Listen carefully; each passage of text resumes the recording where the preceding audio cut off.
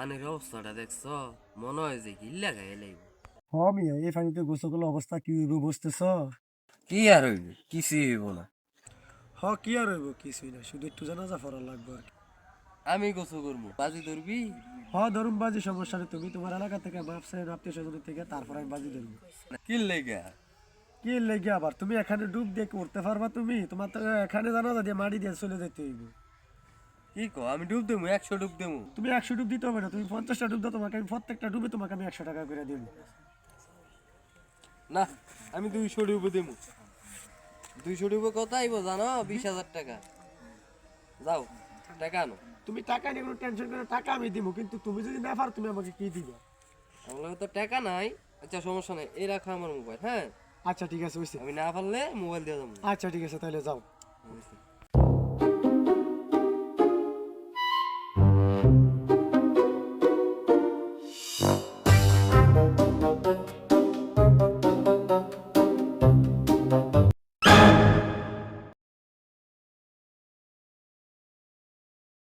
Oh no!